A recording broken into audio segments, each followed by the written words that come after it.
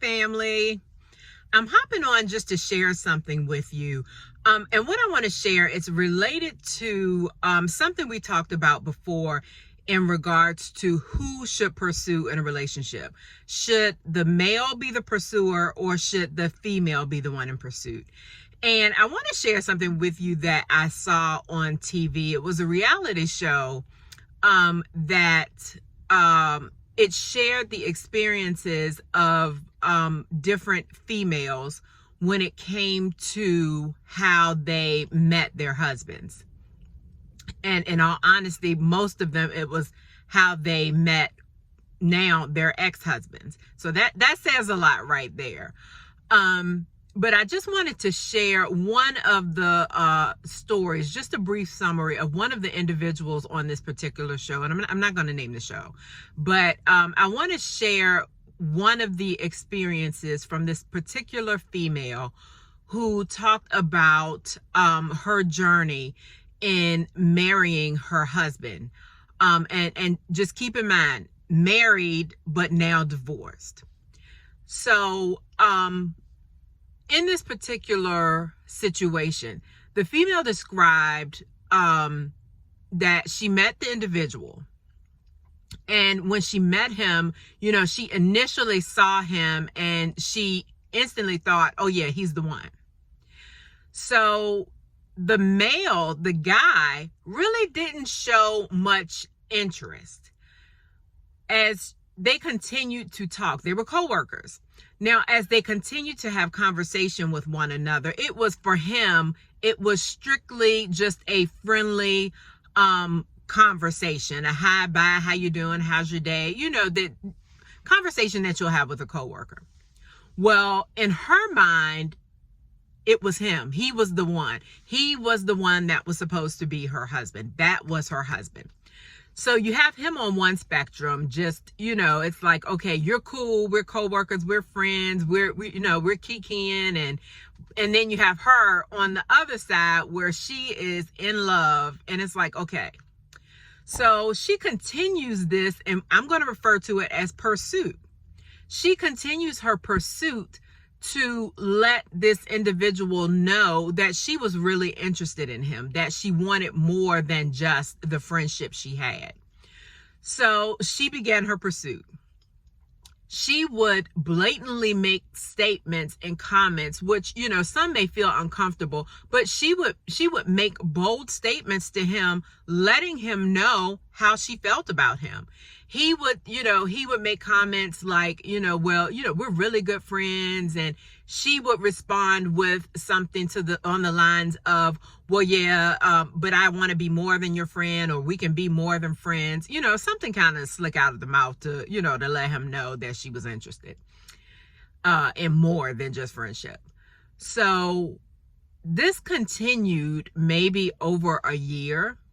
And the particular guy ended up getting a transfer to another office. Well, she transfers as well. So you got to think about a whole year of him going through this with her.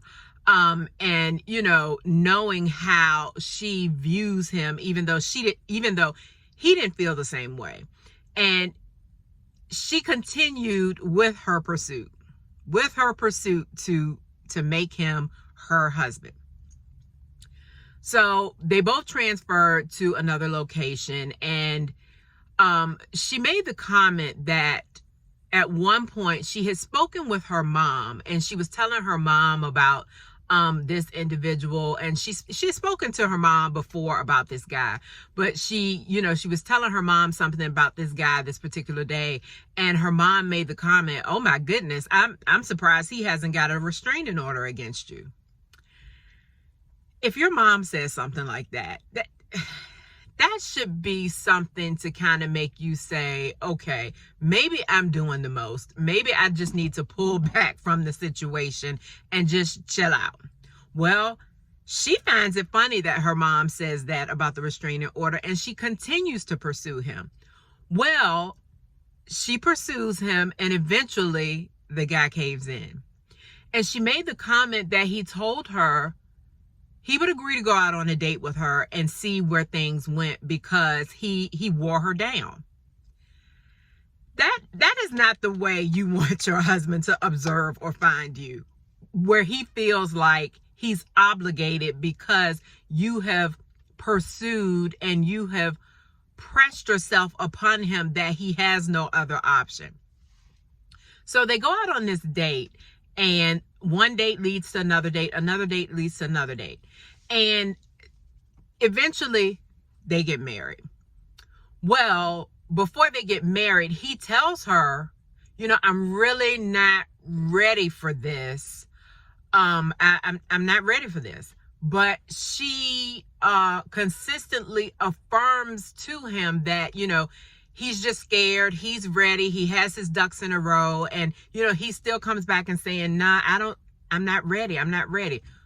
She consistently combats and says, no, you're ready. You're ready. They get married. Well, less than a year later, she finds out that she's at a family function with his family, and she finds out that he still has communication with his ex-wife. And, she was blown away by that. But once again, it goes back to she was pursuing him. What she was doing was completely out of order, and we're going to get to that. But she finds out that he's been communicating with his ex. So that puts her in a place right there, and in a bad place. Well, she confronts him about it, and then questions him about a post or something that she wanted to share with his daughter on Facebook. Well, he comes back and tells her, don't include her on that post. She doesn't even look at Facebook. Well, she knows that the daughter watches Facebook, that the daughter is active on Facebook. So she goes and looks on the daughter's page and sees something that is very disturbing. Well, the daughter, she's like 16, 17 years old, has a post of a picture when you go to, if you're pregnant and you go and get the ultrasound of the baby. Well, she has a picture posted up of an ultrasound of a child. And, the female is like, well, this is weird. Is she pregnant or what's going on? Long story short, come to find out, it's not the 16, 17-year-old that's pregnant, but it's her mom, who is his ex-wife, who is pregnant. And she confronts him. He feeds her this story that, he doesn't think it's his child, but, he had to take a test just to make sure. Red flag. It should be no question if he's your husband. There should be no question if you all have been married, for that amount of time. It should be no question if that is his child or not. Well, she listens to him. And one day, they're at home going to bed. She wakes up in the middle of the morning and notices he's not in bed. Well, she calls and texts him all day, no response. Finally, like around noonish, she gets a call from him saying, we had a baby. So I'm telling you this just to help you understand why it is so important to follow God's word, even when it comes to who should pursue and who should not pursue. So she asked him, she's like, okay, what do you mean, the baby? And he said, oh yeah, remember I told you whatever the ex-wife's name was pregnant? Well, yeah, it's my baby. So, and I'm not making this up. I saw this reality show and I'm sitting here like, it really, it touched my heart, because it's like, and this is why I'm sharing this. How many other individuals are thinking the same way that she does? And it's like you bring unnecessary confusion and drama to your own life. But to go back to it though, he and the ex-wife end up having a baby. That day, he comes home later that evening and she's upset with him and, just not in her feelings, because she did have somewhat a right to be upset, but she was very upset. They were having words, and she tells him, I don't want anything to do with the child right now. I'm not ready to see the baby. I can't. So don't bring the baby around me. And he's, looking puzzled and like, okay, what do you mean? And she's like, I don't want to see the child. Do not bring the child around me. So it kind of ends at that. Probably a couple of weeks later, he comes to pick her up for lunch at work. She comes to the door, car door, opens the door. She looks in the back seat and she sees the baby in a car seat. It just takes her to another place. She's upset with him, saying, I told you I didn't want to see the child. I wasn't ready. And from there, it just the whole relationship just kind of dwindled. And before you know it, they were getting a divorce. So this is less than in like a 2-year span of marriage. So I'm telling you this to say, it is very important that you adhere to the instructions that the Bible gives us. That's our guidebook to life. Those words are not just for us to have just sitting on a table, or you have a Bible in your house tucked away somewhere, or maybe when you go to church on Sundays, you flip it open when you need to, and then you don't pick it up from then.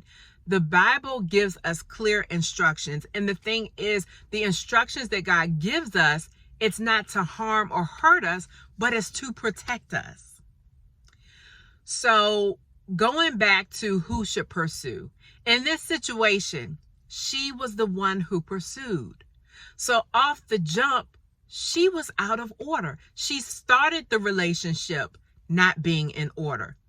It's like there's a process. You get 1, 2, 3, 4, 5, 6, 7, 8, 9, 10. She went to 10 and didn't even take the other steps. She didn't follow protocol. She didn't follow God's order. And as a result of it, what she thought was, the one that she was supposed to be with ended up being the complete opposite. Her heart was broken. Years of her life, she could have been doing something else, but and I'm not going to say it's a waste, because it's never a waste, but she exerted energy and time into something that was not originally for her.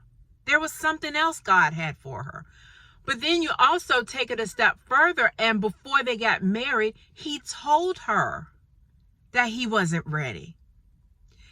And I think sometimes as women, you hear that and you want to believe something else, or, maybe it is, you're like, well, no, it's just cold feet. We'll get past this.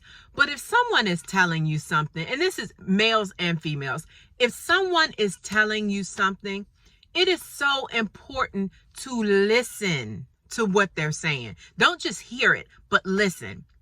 Because most of the time, if they're saying something, even if they're just saying it, just because maybe their maybe how they move, maybe they may talk to different people, and they come out and say, well, I'm just not ready.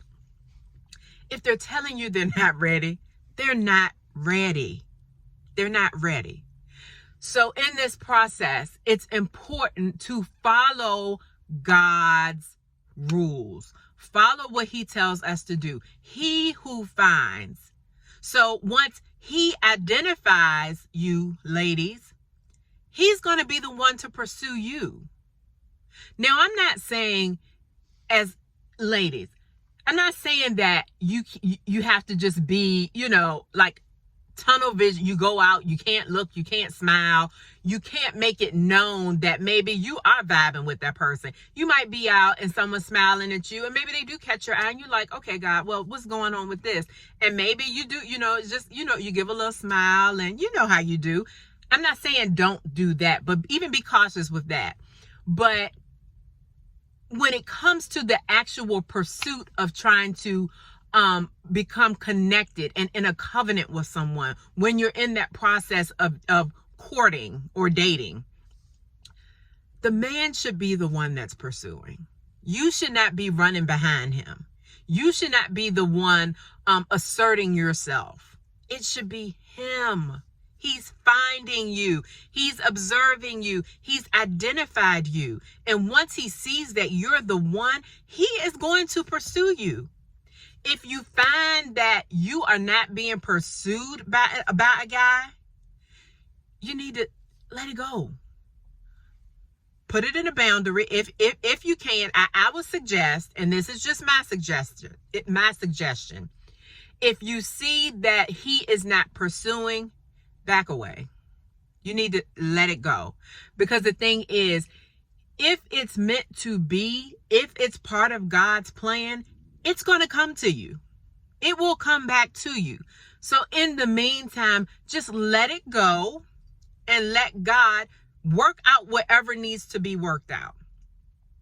And in the meantime, you continue doing what God has for you, pursuing those things that he has for you to do, and focus on you. And then when that person comes back, or when whoever is, God has for you in that plan, whoever that is, when they come to you, you will see you're not the one chasing. You're being pursued. Because it says what? He who finds a good thing, what? Finds favor. He who finds a good thing finds favor.